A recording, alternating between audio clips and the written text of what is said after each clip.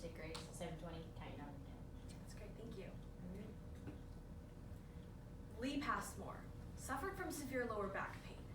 He thought surgery might be a solution, so his doctor referred him to a neurosurgeon named Christopher Dunch, who had just begun practicing at Baylor Regional Medical Center in Plano, Texas. He was a confident neurosurgeon with a solid resume and a wealth of potential. He always had a plan, always had a pitch, always a way to fix you. He told patients, "I'm the best." But here in Texas, he seemed to be all hat and no cattle. Some of his fellow surgeons questioned his behavior and found his confidence alarming. Dr. Dunch promised Mr. Passmore that he could resolve his pain with a simple procedure. So in December of 2011, Mr. Passmore had spinal fusion surgery.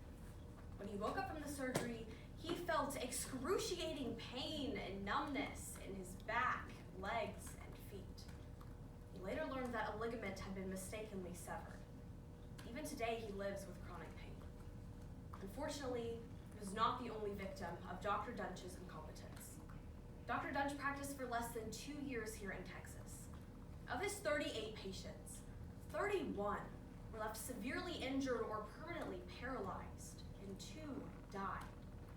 By June of 2013, the Texas Medical Board revoked his medical license. Fellow neurosurgeons called him the most careless, clueless, and dangerous spine surgeon they had ever seen, with no apparent insight into how bad his technique was. In 2017, he was convicted of aggravated assault and was sentenced to life in prison. How could this man believe he was the best in the state? He was overly confident in his abilities. He was blind to his own incompetence. Cornell University psychologists David Dunning and Justin Kruger have termed this phenomenon the Dunning-Kruger effect. So today, let's first understand what the Dunning-Kruger effect is. Then we'll take a look at the confident, yet clueless people in our own lives, before finally analyzing the impact this cognitive bias can have on our community and our world. Socrates once said, "The only true wisdom is knowing that you know nothing." More than 2,000 years later, Albert Einstein reiterated this same idea, saying, "The more I learn, the more I realize how much I don't know." Throughout history, great minds have recognized this phenomenon, yet it wasn't until recently that psychologists David Dunning and Justin Kruger began to study this idea in detail. Their findings were published in the Journal of Personality and Social Psychology.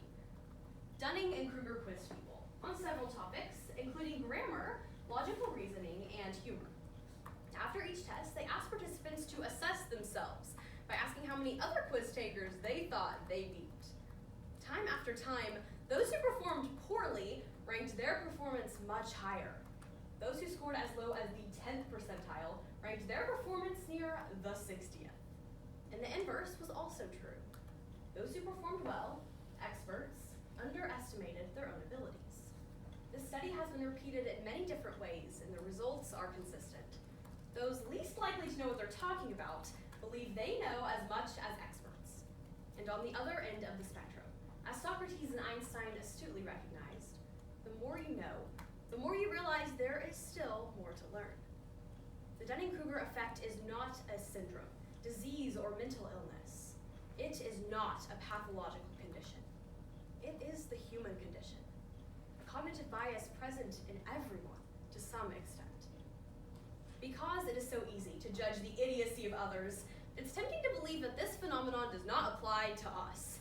Yet the problem of unrecognized ignorance is one that visits us all. When I was in kindergarten, I began taking piano lessons. I loved music and showed up to my first lesson full of enthusiasm. But as I looked at my first piece of music, with all the notes, lines, and markings, and I looked down at the piano keys, I thought, huh? I was unaware of what I didn't know.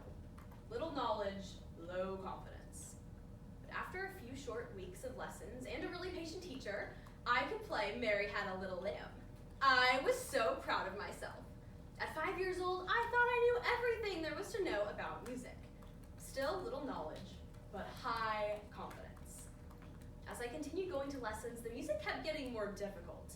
My teacher expected me to practice 30 minutes every day just to keep up, and this wasn't so easy. There's more to this than I thought.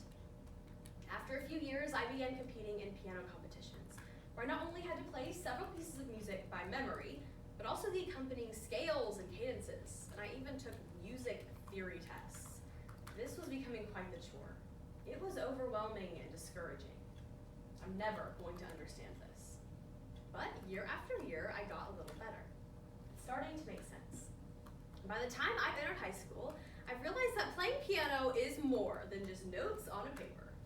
Trust me, it's complicated.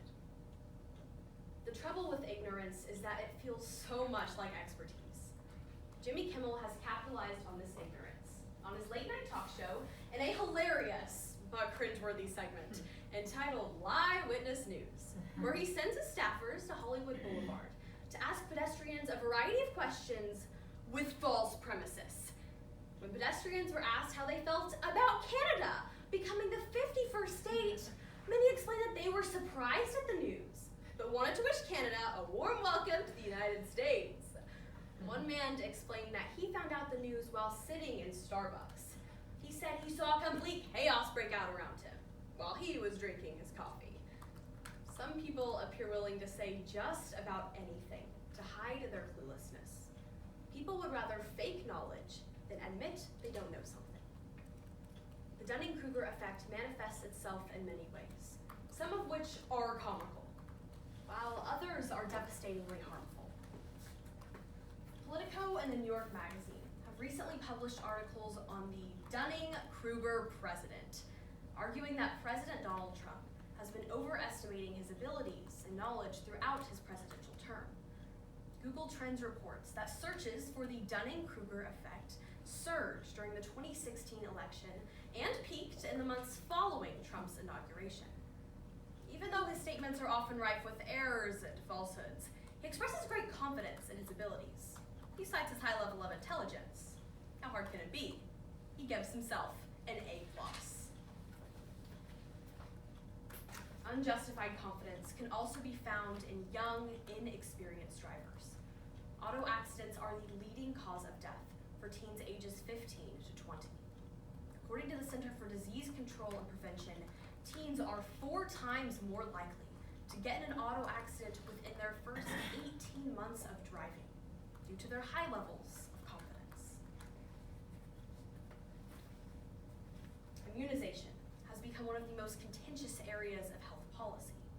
The anti-vaccination movement is gaining momentum, as some question vaccine safety. Many parents believe they know better than physicians. Meet Ethan Lindenberger, an 18-year-old Ohio student who recently spoke before Congress. He discussed his decision to defy his mother's wishes and get vaccinated. His mother believed that vaccines were dangerous, but Ethan did his own research and found that there was no specific scientific evidence to back up his mother's concerns. Texas allows religious and other non-medical vaccine exemptions. In 2016, almost 45,000 children refused vaccinations. This is a 19-fold increase from 2003. Today, we have seen that our own ignorance is often invisible to us. We've examined this cognitive bias and its potential consequences on our society. Dr. Christopher Dunch was a know-it-all, someone who behaved as if he knew everything. Many would have expected to find his name listed in the Dallas Magazine's annual issue of The Best Docs, the top physicians. But in October of 2016, his name was not there. He did, however, make the cover of the Dallas Magazine the following month. Plano surgeon Christopher Dunch and his shocking story of a madman with a scalpel. Dr. Death. As we go through life, we will come across all kinds of people, professing to know all kinds of things. We will make decisions based on our own experiences and what we believe to be true. When we cast our vote, drive our cars, and make healthcare decisions, we must consider if we have learned all there is to know, or if we are simply acting like